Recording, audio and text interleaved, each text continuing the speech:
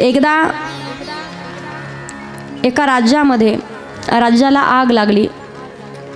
पूर्ण जंगल, पूर्ण राज्य जळून भस्म झालेलं होतं आणि त्या राज्यामध्ये एकही पशु पक्षी जीवित नव्हता राहिलेला। प्रत्येक मृत्युमुखी पडलेला होता। पण कधी कधी म्हणतो आपण, एखाद्या माणसाचं वरून तुटलं नाही तर त्याचं मरण कधीच टळत नाही। पहा, नगराला, त्या जंगलाला आग लागलेली होती, पण त्या जंगलामध्ये एकही पशु पक्षी जिवंत नाही। एक पक्षी, अगदी पक्षाचं छोटंसं पिलू ते जिवंत होतं। पंख फडफडत त्या ठिकाणी बसलेलं होतं। सगळीकडून आग त्याला स्पर्श करून जात होती। पण त्यावेळेला आकाशामधून एक पक्षी आणि पक्षीने, दोघा जणांचं जोडपं निघालेलं होतं। त्यांनी पाहिलं, एक छोटंसं पिलू आहे, यांना सुद्धा लेकरू बाळ नव्हतं। छोटंसं पिलू आहे, पंख फडफडत आहे, आग त्याला स्पर्श करून निघून जाते। या दोघांनी सुद्धा स्वतःचे पंख त्या पक्षाला, त्या पिल्लाला आडवे लावले। ते पिल्लू वाचलं आणि हे दोघे जणही मरण पावले। दोघे जण मरण पावले। तेच पुढच्या जन्मामध्ये जे पिलू होतं ना, पक्षाचं पिलू, ते श्रावण बाळ झालं। आणि ते दोघं जण त्याला वाचलेले जे होते, ते एक श्रावण बाळाचे पिता यज्ञदत्त आणि आई शूद्री माता, हे दोघे जण म्हणून जन्माला आले। दुसरं एक नाव घेतलं जातं कुठे, श्रावण बाळाच्या पित्याला तृष्णा ऋषी म्हणतात आणि आईला विद्यावती, ही दोन नाव आहेत। ज्या वेळेला श्रावण बाळ, यज्ञदत्त आणि शूद्री माता यांचं एक बोलणं होतं, संध्याकाळच्या वेळेला, सायंकाळची वेळ झाली, 5:30-6च्या दरम्यान श्रावण बाळ लहानाचा मोठा झालाय आणि एकदा सांगितलं आई बाबांनी, श्रावणा बोला ना आई, बोला ना बाबा, अरे असं म्हणतात हा जन्म परत नाही, माणसाचा जन्म परत भेटत नाही असं म्हणतात। हो बाबा, 84 लक्ष योनीचा फेरा फिरून आल्याच्या नंतर माणसाचा, मानवाचा जन्म आहे। आणि तेव्हा सुद्धा ज्या वेळेला आपलं पाप पुण्य दोन्ही बरोबर होईल तेव्हा मानवाचा जन्म आहे। बाळा, एक इच्छा होती रे, कोणती इच्छा सांगा ना आई बाबा, कोणती इच्छा आहे? माणसानं जन्माला आल्याच्या नंतर असं म्हणतात, एकदा तरी काशीला जावं, काशी विश्वनाथाचं दर्शन घ्यावं। एकदा इच्छा होती ते विश्वनाथाचं दर्शन आमच्या हातनं घडावं म्हणून। सगळ्यांनी लक्ष देऊन ऐकण्याचा प्रयत्न करा, तुमच्यासाठी सांगते मी। श्रावण बाळाने स्वतः होकार दिला। दुसऱ्या दिवशी कावड तयार केली। कावडीमध्ये आई आणि बाबांना बसवलं। मजल दर मजल करत, 1 कोस 2 कोस असं करत करत एका नगरीमध्ये येऊन पोहोचलेत, अयोध्या नगरी। नगरीमध्ये येऊन पोहोचल्याच्या नंतर सायंकाळच्या वेळेलाच घसा तहानेनं व्याकुळ झाला होता। पण वाटलं एकुलतं एक बाळ आहे आपलं, माहिती नाही परिसर भाग कसा आहे, पाणी शोधत जाईल कुठे। आई बापांनी, आंधळ्या मायबापांनी विचार केला, आंधळ्या मायबापांनी विचार केला, नाही सांगायचं पाणी त्याला। रात्रीचे 12 वाजले, मध्यरात्रीची वेळ झाली आणि त्या वेळेला आईनं म्हणावं, बाळा श्रावणा बोला ना आई, बोला बाबा। अरे सायंकाळची वेळ झाली तेव्हाच तहान लागली होती, घसा तहानेनं व्याकुळ झाला रे बाळा, पण नाही सांगितलं तुला पाणी, वाटलं भाग वेगळा आहे, माहिती नाही कुठं पाणी शोधल आपलं लेकरू, पण जीव जातोय वाटतं रे, पाणी प्यावं लागेल, नाही तर इथेच मृत्युमुखी पडू आम्ही। श्रावण बाळानं तीच कावड एका ठिकाणी ठेवली आणि हातामध्ये एक छोटासा तांब्या घेऊन पाणी आणण्यासाठी गेला। नदीच्या काठावरती पोहोचले पाणी आणायला। श्रावण बाळानं ज्या वेळेला पाणी भरण्यासाठी ते भांड पाण्यामध्ये, त्या गंगेमध्ये, त्या जलमध्ये, त्या नदीमध्ये बुडवलं, बुडबुड असा आवाज आला। पण अयोध्येचा राजा दशरथ शिकार शोधण्यासाठी रात्रीच्या वेळेला एका झाडावरती बसलेला होता, बाणाला प्रतींच्या लावून बसलेला होता। त्याने विचार केला की इथे कोणीतरी येईल, पशु पक्षी येईल आणि त्याची हत्या मी करल। मध्यरात्रीची वेळ होती, मध्यरात्रीची वेळ असल्यामुळे विचार केला एक की मध्यरात्री बुडबुड असा आवाज येतोय, खूप कोणीतरी मोठा पक्षी प्राणी असणार आहे, प्राणी आहे म्हणून दशरथ राजानं दशी बाणाला प्रतींच्या लावली, बाण जोडला आणि तोच बाण सुसू करत करत जसा श्रावण बाळाच्या जवळ आला, छातीवरती त्या बाणानं वार केला। आई ग अशी मोठ्यानं किंकाळी सोडली आणि धरणीवरती तो श्रावण बाळ कोसळलाय. पूर्ण पाणी लाल लाल झालेलं होतं. दशरथाच्या कानावरती हा आवाज येऊन पोहोचला.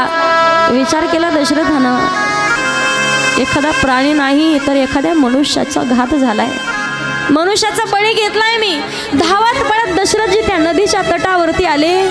येऊन पाहिलं तर छोटस 5-6 वर्षाचं लेकरू,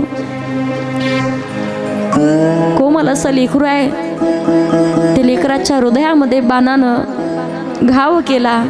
आई ग आई ग, पण तरी सुद्धा बाणानं वार छातीवरती केला, पण तरी सुद्धा हातातलं ते पाण्याचं भांड त्यानं सोडलं नाही खाली. तसंच आवड आवड धरत होतं मुठी दाबून. विचारलं, बाळा कोण आहेस? तुम्ही सांगा कोण आहेत तर. बाळा, मी अयोध्येचा राजा दशरथ आहे. राजा दशरथ महान पराक्रमी, तसं ऐकलं होतं राजा. गोर गरिबाची सेवा करणारा आहे, गरिबाचा कैवारी आहे असं ऐकलं होतं राजा मी. पण काय घात केला रे, मला मारलं याचं दुःखच नाही मला. म्हणजे माझे आंधळे मायबाप आहेत ना, पाण्या वाचून तरफडत आहेत तिकडे. पाणी पाणी करून मरतील रे ते. आजपर्यंत लहान लेकराला आई बापाची माया असते का ही कधी मी भोगलीच नाही. कधी मला अनुभवायला सुद्धा भेटली नाही का. जन्मताच माझे आई वडील आंधळे आहेत. माझ्या आई वडिलाचंच आईबाप मला व्हावं लागलंय. ज्या वेळेला दशरथ महाराज श्रावण बाळाला सांगतात, श्रावणा माफ कर रे राजा, मी माफ करेल रे, पण माझे आई वडील कधी माफ करू शकत नाही तुला. श्रावण ज्या वेळेला इकडे नदीच्या तटावरती विव्हळत पडलेला आहे, पूर्ण पाणी रक्त बंबाळ झालं आहे. इकडे आई वडील स्वतः एकमेकाला विचारतात, का हो लेकरू बऱ्याच वेळचं गेलंय पाणी आणण्यासाठी, काही झालं तर नसेल ना. एखाद्या हिंस्र पशुनं त्याच्यावरती आघात तर केला नसेल ना. आपलं बाळ निघून आपल्यापासून सोडून तर गेलं नसेल ना. त्यावेळेला त्या बापांना सांगावं, असं अभद्र काही बोलू नकोस. अगं आपण चाललेत कुठे, विश्वनाथाचं दर्शन घेण्यासाठी. आपल्या लेकरावरती कोणी घात करू शकत नाही. आपल्या लेकराला काही होऊ शकत नाही कधी. त्यावेळेला आई बापांनी म्हणावं, श्रावणा श्रावणा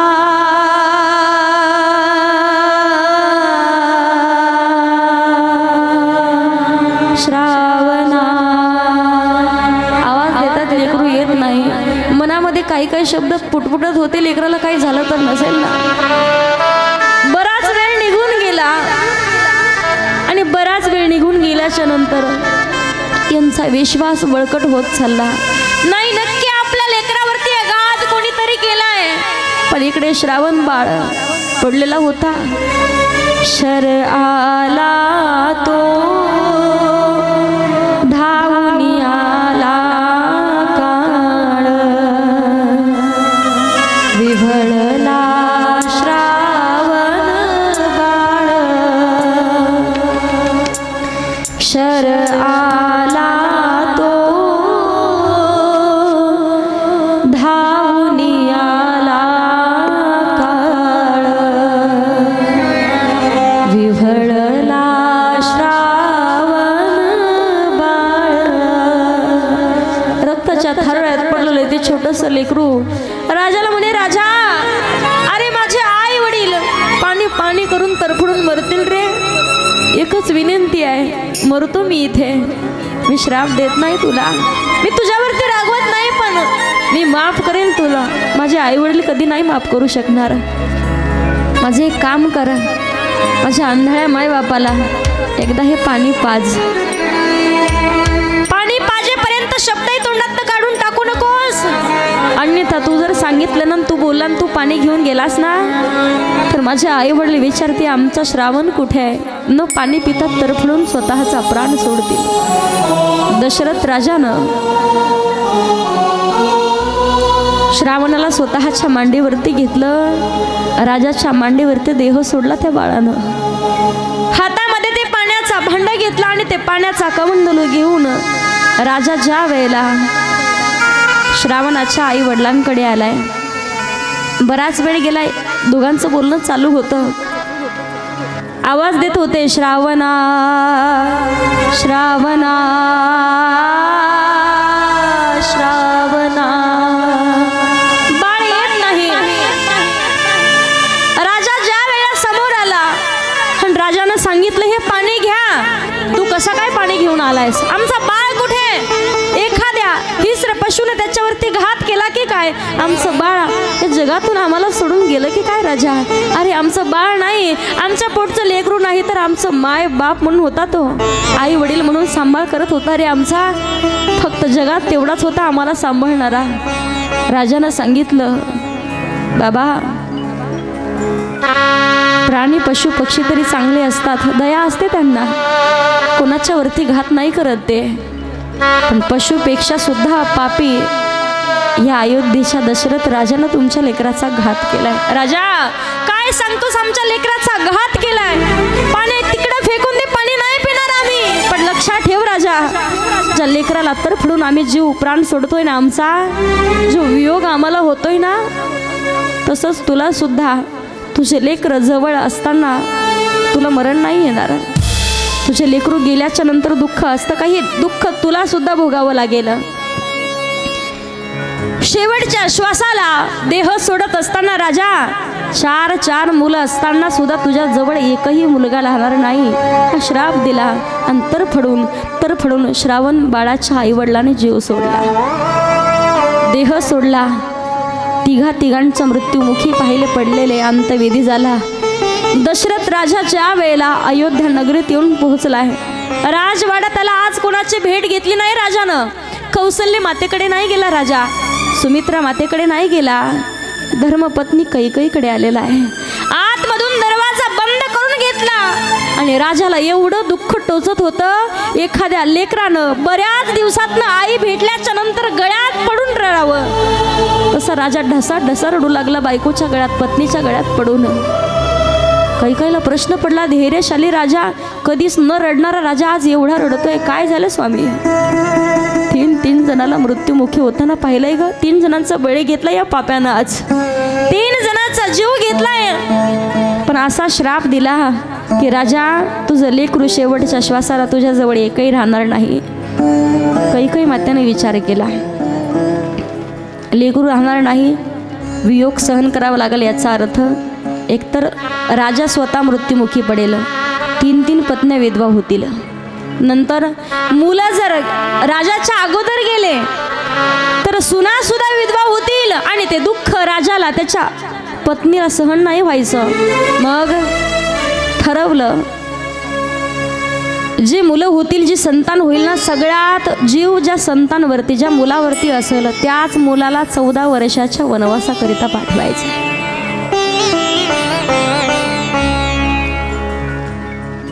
ज्या वेळेला भगवान प्रभू रामचंद्र